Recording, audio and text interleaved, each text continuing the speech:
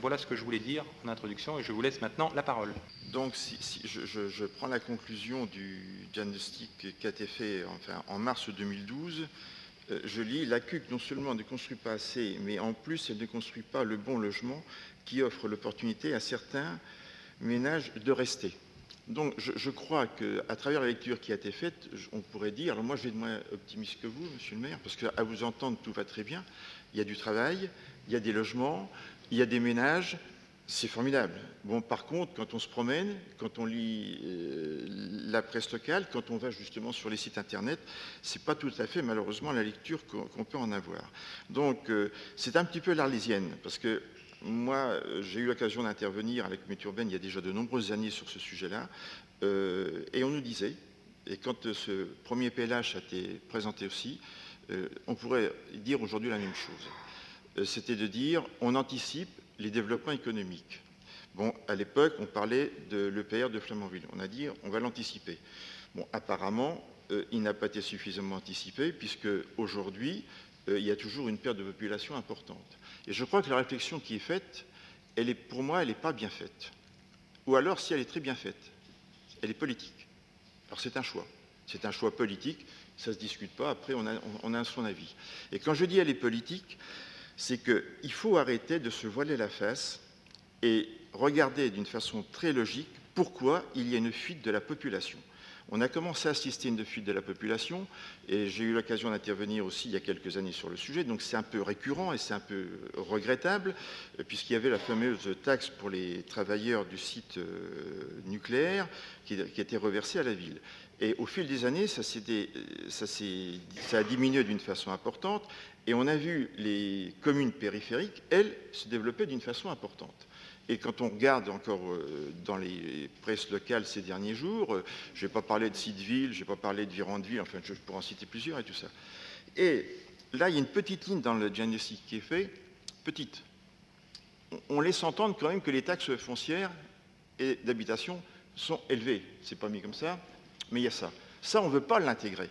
On ne veut pas l'intégrer, cette taxe-là. Donc aujourd'hui, les jeunes qui ont la chance d'avoir un travail, qui malheureusement ce n'est pas le cas pour tout le monde, qui ont 1 ou 2 enfants, veulent accéder à la propriété. Mais ils ne veulent pas accéder à la propriété dans le cadre que vous définissez. S'ils veulent un pavillon sur une parcelle qui diminue parce que les prix des terrains sont chers, mais par contre, quand je vois les prix qui vont être pratiqués, qu'on n'a pas précisément sur les prix de la zone du Mont-Turbet, puisqu'il faut avoir l'EPF pour savoir ce que ça va être, ils vont encore pas bien là, ces jeunes-là. Donc, ils vont encore aller en périphérie. Ce que je dis là, c'est quelque chose de pragmatique, mais ça fait 10-15 ans qu'on le dit. Hein. Et quand je le dis, la zone du Mont-Turbet, je crois qu'on pourra fêter les 20 ans de la zone du Mont-Turbet qui était inaugurée en 1995 en disant c'est le développement de la ville d'Octeville. Bon, maintenant, c'est Cherbourg-Octeville. Pour le moment, on est toujours au statu quo. Donc, je crois qu'aujourd'hui, dans tout ce qui est logement, c'est très pragmatique. Le problème, c'est que ça va vite aujourd'hui. Ça va encore plus vite qu'il y a 10-15 ans. Et je crois que l'étude qui est faite, qui est très bien faite sur le diagnostic, et par contre, ce qui est proposé ne répond pas déjà aux besoins de demain. Parce que le constat, on peut le faire, le constat. Pourquoi nous avons une perte de population, un vieillissement de la population et une perte du nombre d'habitants par logement? Parce qu'il y a une catégorie de population qui n'a pas le choix, c'est la personne seule, qui n'a pas beaucoup de moyens, qui par obligation revient dans la ville-centre. Ou le jeune, qui malheureusement est dans la même situation. Donc, on aspire cette population parce qu'on ne répond pas à ce besoin-là. Par contre, des personnes retraitées avec des revenus corrects qui peuvent exister ne peuvent pas se trouver à se loger en accession à la propriété ni en location parce qu'ils ne rentrent pas dans ce cadre-là. Et j'ai eu l'occasion de le dire ici également. Donc, en disant ça, je ne vais pas être taxé de favoritisme parce que je vais prendre la ville d'Équeurdreville, c'est la maire socialiste. Donc, je ne vais pas... Hein, ça serait la maire d'une autre sensibilité politique. On pourrait dire, je suis un petit peu partisan. Et quand on voit le développement d'Équeurdreville en termes d'aménagement du centre d'Équeurdreville, en termes d'accession à la propriété, quand on voit le nombre de parcelles qui vont être données à construire, je me dis, il y a quand même un décalage. Et quand je ne vais pas reprendre les chiffres, parce qu'on a eu toute la litanie des chiffres, mais quand on prend les chiffres de chaque commune... Comment ? Oui, justement, il parle de la population, mais il parle aussi des revenus de la population. Quand on voit que les revenus de la population, Cherbourg est la ville la plus pauvre des 5 communes de la communauté urbaine. C'est la ville de Cherbourg-Octeville qui a le plus de logements de la communauté urbaine. Donc, le PLH qui est fait ne va pas arrêter ça. Il ne va pas l'arrêter. parce que ce n'est pas programmé dans cet avenir-là et en voyant ce qui va se passer demain. Et ça, je trouve que c'est regrettable de ne pas vouloir intégrer ce côté taxe foncière, et ça va s'amplifier dans les années à venir. Donc demain, on est en train de nous parler en disant, alors maintenant l'EPR, on n'en parle plus parce que c'est fini, il y a grosso modo 100-150 personnes à venir. Bon, apparemment, je ne sais pas si elles viendront sur la communauté urbaine, mais enfin, si elles viennent sur la communauté urbaine, elles iront plutôt sur les cœurs de ville parce que c'est plus pratique et c'est plus en avance au niveau de faire construire. Bon, par contre, on dit maintenant les énergies nouvelles et renouvelables. C'est dans 2 ou 3 ans. Bon, déjà, dans 2 ou 3 ans, ce projet-là sera fini. Il ne correspondra plus en termes de réflexion. Donc, je crois qu'il n'y a pas une vue réaliste du marché, réaliste des besoins, par rapport à la population que nous avons et pour faire revenir cette population. Alors, tout à l'heure, il y a un moment, je me disais, tiens, on savait bientôt être la soviétisation à Cherbourg, puisqu'on dit on va prendre des moyens coercitifs, hein, l'expropriation dans le centre de Cherbourg. Moi, ça me fait peur. Ça me fait peur. Personnellement, ce n'est pas mon tempérament. Alors, donc, voilà, j'en suis loin. Je dis, bon, j'avais voté ici, en conseil municipal, pour la taxe pour les logements inoccupés. Quand les logements qui sont inoccupés, il y a des raisons derrière. Il y a des raisons, des fois, sociales. Des raisons sociales et profondes. Parce que propriétaire ne veut pas dire riche. Alors je sais qu'en disant ça, je vais choquer, parce que dans le monde qu'on est aujourd'hui, et on pourra en parler longtemps, mais il y a des propriétaires qui, à une époque, ont un petit peu investi et que c'était un moyen de revenu. Mais ces propriétaires, aujourd'hui, ont 70, 75 ans et pas beaucoup de revenus. Et ces propriétaires-là n'ont pas les moyens de faire des travaux. Et ça, il ne faut pas se voiler la face, c'est une réalité. Alors vous pouvez dire le contraire, parce que c'est vrai, propriétaire égale riche, c'est beaucoup plus facile que de réfléchir à ça. Donc ce qui fait qu'on a dans le centre-ville beaucoup de logements et beaucoup d'immeubles qui vont se délabrer pour ces raisons-là. Donc voyons les choses d'une façon très réaliste et pragmatique et arrêtons dans l'idéologie et qui nous amène à ce qu'on a ça, la zone des bassins, on va avoir une mixité. On est en train de faire ce qui a été critiqué. Il y avait des réunions dans les années 85, 90, 95 à la communauté urbaine sur le logement en disant jamais ça, la ZUP. Parler de la ZUP, jamais ça. On est en train de refaire une densité identique. Il y a des rapports qui ont été faits, on a participé à des réunions et autres à l'époque en disant il faut en sortir, c'est ce qui nous a entraîné les problèmes que nous avons et de société que nous avons. Et aujourd'hui, on est en train de refaire ce même phénomène. Je dis, je ne comprends pas. Donc, on ne tient pas compte du passé. Et que va devenir cette ZUP, ce quartier des provinces, avec tout ce qui va être fait? Parce qu'aujourd'hui, on est en train d'assister à un déplacement de la population. Hein. Quand on voit dans le quartier des provinces le nombre de logements vacants, dans le rapport, il parle de 600 vacants. Le président de l'office qui est là, de Presqu'île Habitat, il le dit dans le rapport qu'il est inquiet par la vacance qui augmente. C'est mis dedans, je l'ai lu, et il a de quoi être inquiet, c'est normal. Donc on développe, on construit, et il y a de la vacance. Donc je dirais, pour moi, rapport très bien fait, très réaliste. La programmation à l'avenir, elle est moins réaliste. Voilà, donc je m'excuse d'avoir été un petit peu long, mais je trouve qu'il y a des propos que j'ai du mal à entendre, et sachant que derrière, il y a des personnes qui voudraient peut-être faire des rénovations, mais ne le peuvent pas, ces personnes-là, il faut peut-être l'intégrer aussi. Alors je sais bien que ça choque en disant ça par rapport au reste. Voilà. J'ai l'impression, je ne sais pas s'il y aura d'autres demandes de parole. Non. Daniel a reculé, mais je réponds quand même, M. Cormin. J'ai l'impression que vous faites des propos un peu incantatoires, hein, d'une certaine façon. Bon, alors, vous êtes dans une logique hein, de dénoncer ce qui va mal, donc vous êtes toujours dans le diagnostic. Alors, il y a deux éléments, moi, que je retiens. Le premier, c'est vrai que nous sommes, au niveau de l'agglomération, en concurrence avec la première couronne, on peut le dire, hein, par rapport à des parcours résidentiels. Il faut le constater. Mais quand vous regardez, parler des taxes foncières. Les taxes foncières, pas cru comprendre qu'elles étaient beaucoup augmentées sur l'agglomération cherbourgeoise. On est dans une stabilisation. Regardez un peu l'évolution des taxes foncières, comment ça va se passer sur la première couronne. Regardez, vous voyez, regardez les budgets, vous verrez qu'il y a des augmentations de taxes. Il y a une harmonisation normale et naturelle. Ça va s'opérer. On ne va pas faire le débat là-dessus. Deuxième...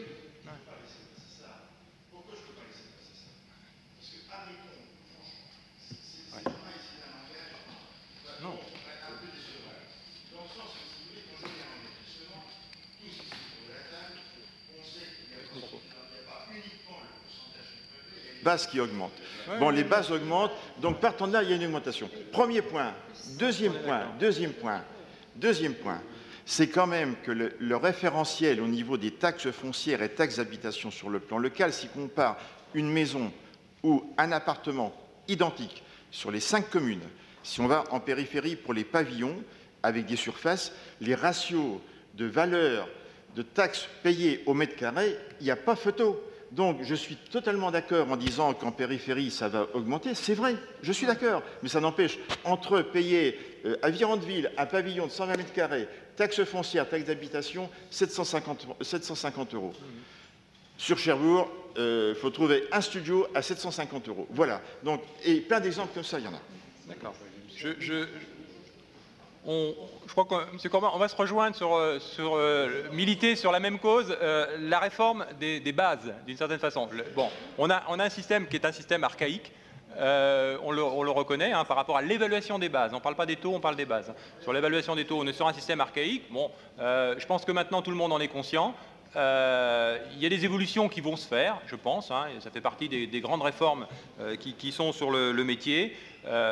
Dernier point par rapport, je termine par rapport à cette comment dirais-je, je n'aime pas le terme de concurrence hein, avec la première couronne, mais on a vu que dans le cadre du SCOT, il y a eu quand même des avancées. Il y a eu des avancées importantes, notamment sur la densité. Dans le cadre, le SCOT est, fin de compte, assez contraignant, notamment pour éviter la consommation déraisonnable d'espace agricole au profit d'une urbanisation de mitage. Donc on a vu que le SCOT est contraint maintenant à la fois en termes de densité à l'hectare et puis en matière, j'allais dire, de regroupement plutôt des constructions dans les extensions de hameaux ou autres, hein, ce qu'on appelle les fameuses dents creuses. Donc on voit qu'on n'est plus dans la période où on peut se permettre un mitage partout du lotissement.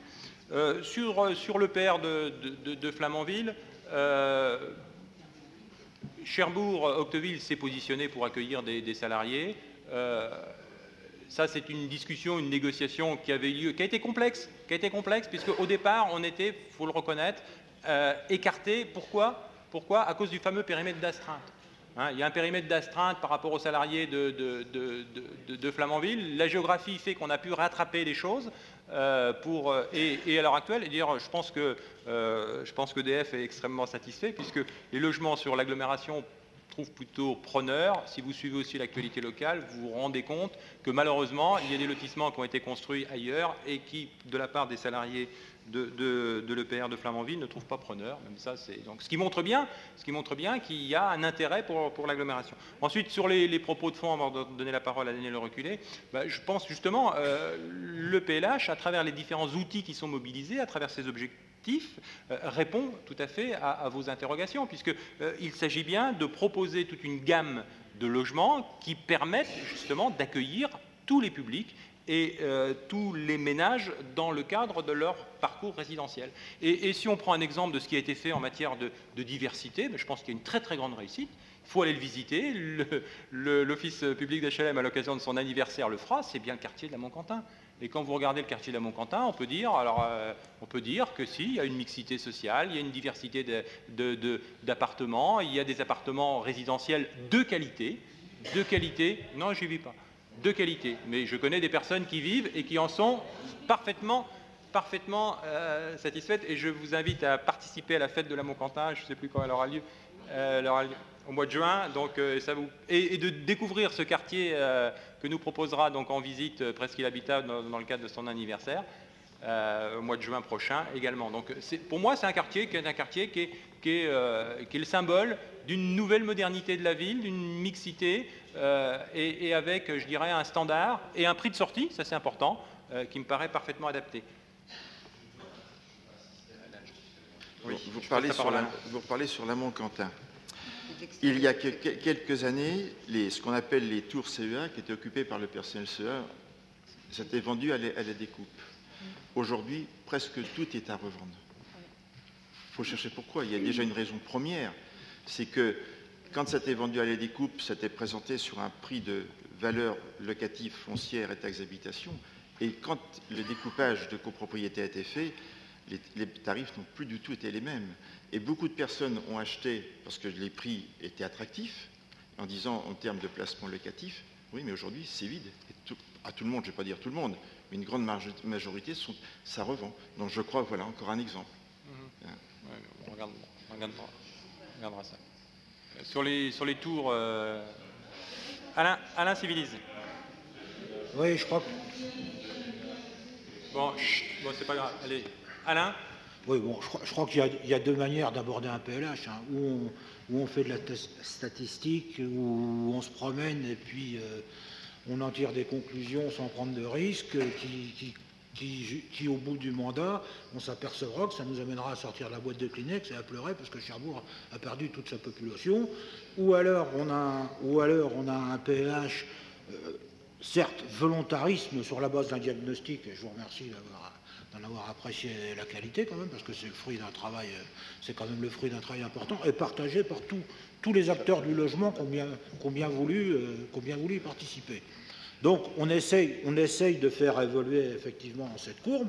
Alors, les centres-villes, c'est toutes les villes de France où les centres-villes ou les villes-centres perdent des habitants. Ça, c'est un phénomène national. Alors, on essaye de corriger. On l'a fait un peu dans le précédent PLH. On continue avec ce PLH. Si vous avez bien regardé l'ossature du PLH sur un budget de 10 millions à la louche, il y en a quand même 5 millions qui vont au logement existant. Donc pour lutter contre la vacance et renforcer l'attractivité de la ville-centre. Sur le reste du PLH, on a des produits comme le PSLA qui aident les jeunes justement à s'installer et qui fixent la population pour une période durable, puisqu'ils font de l'accession à la propriété, sans toutefois prendre de risques, puisqu'il y a une clause d'engagement de relogement si malheureusement il y a un problème. Je crois que c'est des produits qui sont très intéressants. La communauté urbaine apporte sa contribution, la ville de Cherbourg, comme les autres villes, sont sollicitées pour, à leur tour, apporter leur contribution. Ça, c'est vraiment une aide à l'installation des jeunes qui me paraît important. Sur le quartier des bassins, on ne peut pas dire tout le contraire. On ne peut pas dire Cherbourg perd de la population et pas avoir d'offres de logement. Parce que je rappelle qu'il y a quand même des demandeurs de logement en nombre important, par milliers, sur la ville de Cherbourg. Chacun son tour. D'où la nécessité d'avoir une offre de logement diversifiée. Sur le quartier des bassins, bon, on peut commencer à critiquer. Les échos qu'on a, elle les demande déjà alors que ce n'est pas encore fini. Enfin, le président pourra confirmer. Il y a une demande extraordinaire. Sur tous les programmes neufs qui ont été mis, je ne connais pas un logement vacant. Donc, ben oui, donc on peut pas dire que... Sur l'ambition qu'on a de ce PLH, c'est vrai qu'il y a une ambition, c'est vrai qu'elle est mesurée quand même. On est sur un rythme de 330 logements par an, on propose de passer à 350 avec une clause de revoyure dans 3 ans sur les objectifs. Donc le risque est quand même pas aussi extravagant que ça. Et encore une fois, sur la base des demandes, sur la base d'un diagnostic très précis. Daniel Le Reculé, et puis après je passerai donc à la délibération. Oui, je reviendrai, je répondrai sur la soviétisation, hein, n'inquiétez pas. Non, moi je voudrais aborder un petit peu quelques points un peu pêle-mêle par rapport aux discussions aux échanges qui viennent d'avoir lieu. D'abord, moi je trouve, contrairement à ce qui semble être dit ici ou là, c'est que le quartier de la Montquentin, on a un peu tendance à oublier ce que c'était il y a 5 ans ou 6 ans et ce que c'est aujourd'hui, y compris en termes de mixité sociale. Parce que je rappellerai que la Montquentin, il n'y a pas qu'un bailleur social, il y a aussi de la promotion privée. Il y a aussi la foncière logement. Donc ça, je pense qu'on ne peut pas avoir un peu la mémoire courte. Autre point, lorsque M. Corbin parle effectivement des bâtiments qui ont été vendus à la découpe, moi je suis un peu comme vous. Quand je passe devant ces bâtiments, je m'interpelle. Mais vous savez, la raison, elle est simple. Ce sont des bâtiments qui sont un peu anciens et en plus qui sont des copropriétés. Et ce n'est pas à vous que je vais apprendre les difficultés de la copropriété.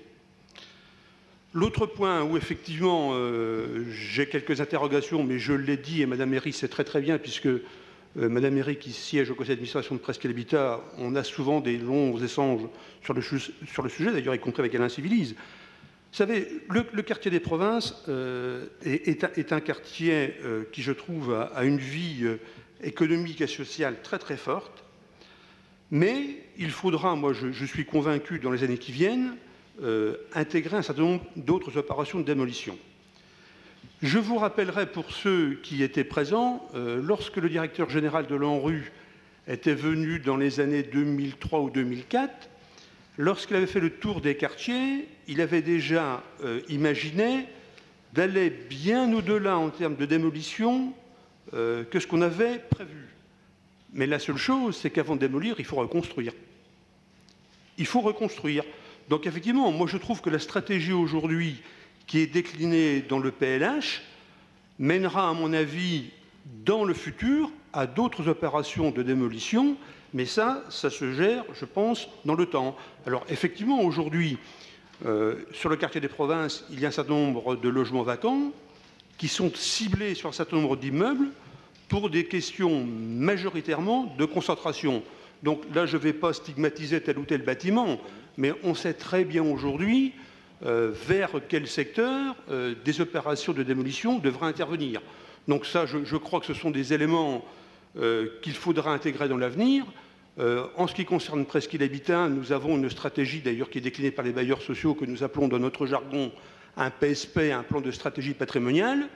On sait très bien que dans les années qui viennent, il faudra, à mon avis, flécher un certain nombre d'opérations de démolition, mais je dis le quartier des Provinces, mais peut-être dans d'autres secteurs aussi. Donc je crois qu'il y a des réflexions à mener, et je trouve que ces réflexions, d'ailleurs, elles sont très très bien intégrées aujourd'hui dans le cadre du PLH. Et puis sur les opérations de centre-ville, vous regardez quelques opérations qui sont quelquefois un petit peu passées sous silence. Nous avons mené il y a quelques années l'opération rue de l'Abbaye dans les anciens Legueliers, et l'opération Onglet du Nant aujourd'hui qui a été réalisée et qui, je trouve, non pas parce qu'on l'a menée, mais qui est quand même un très beau succès. Mais il y a une chose qu'il ne faut pas oublier, M. Corbin, quand même, c'est que les opérations en centre-ville sont des opérations qui coûtent quand même très très cher. Je rappellerai quand même que sur des opérations neuves, le prix du mètre carré est d'environ 2200 € et que dans l'ancien, c'est 4500 € le mètre carré. Donc effectivement, moi je vous rejoins en disant qu'il y a probablement des propriétaires privés qui n'ont pas les moyens. Et c'est vrai que ces opérations ne peuvent se mener que si effectivement les collectivités locales et les différentes structures participent au financement, parce que vous savez aussi qu'à la sortie, il y a des coûts de loyer. Tout à l'heure, lorsque vous indiquiez des prix de loyer, moi je suis pour une mixité sociale, parce qu'effectivement, le logement social, il en faut, mais il ne faut pas que du logement social. La seule différence, c'est que nous voyons depuis quelques années quand même le pouvoir d'achat d'un certain nombre de familles s'appauvrir, et que ces éléments doivent être pris en compte. Lorsque vous faites un calcul de prix du mètre carré en termes de location, et aujourd'hui j'étais encore en commission d'attribution de logement, vous avez dans le parc social, le prix de location, c'est à peu près entre 5,50 €, 5,80 € le mètre carré maximum. Dans le secteur privé, que je ne pointe pas du doigt du tout, c'est 9 à 10 €. C'est-à-dire que sur un 100 mètres carrés, vous faites le calcul vous-même. C'est-à-dire que vous passez d'un loyer de 600 € à un loyer de 1000 €. Donc moi je pense qu'effectivement cette stratégie aujourd'hui qui est déclinée dans le cadre du PLH, et notamment par le biais du PSLA, qui je trouve est une excellente opération, mais le PSLA ça a quand même de gros avantages. Et je rappellerai aussi qu'aujourd'hui, le secteur privé, et j'insiste encore que je ne montre pas du doigt, les coûts de sortie du loyer dans l'accession à la propriété par le biais d'un bailleur ou par le biais d'un promoteur n'a strictement rien à voir, puisque les coûts de sortie sont d'environ différents de 30 à 40%. Donc effectivement, cette stratégie, notamment sur le secteur du Mont-Turbet, entre autres, avec le développement du PSLA, je trouve personnellement, est une très très bonne initiative. Mais je crois, et je le répète, je pense que les opérations de renouvellement urbain qui ont été engagées précédemment et qui ont été, je trouve, un succès, je le dis parce que je pense que c'est vrai, il faudra continuer dans les années qui viennent, alors peut-être différemment, parce qu'effectivement, on sait bien aujourd'hui que les finances publiques sont un petit peu dans la difficulté, mais je crois que ces éléments-là devront être intégrés, et sont intégrés d'ailleurs aujourd'hui dans le cadre du PLH. D'accord. Ok. Merci. Donc je vous propose de lire l'avis, ou du moins de le résumer, donc les points. Juste un point par rapport à la soviétisation. Je vous rassure, monsieur Corbin, il s'agit de 4 ou 5 immeubles que vous connaissez, que tout le monde connaît, pour lesquels la ville d'ailleurs est en discussion parfois depuis plus de 15 ans avec les propriétaires. Donc à partir d'un moment, on peut imaginer que la patience elle a des limites, d'autant plus que ces immeubles dégradés, ils pénalisent les propriétaires qui, à côté, ont fait des efforts. Et ça contribue à dévaloriser l'image du quartier, alors qu'il y a des gens qui ont mobilisé des moyens pour remettre sur le marché des logements qui étaient considérablement dégradés.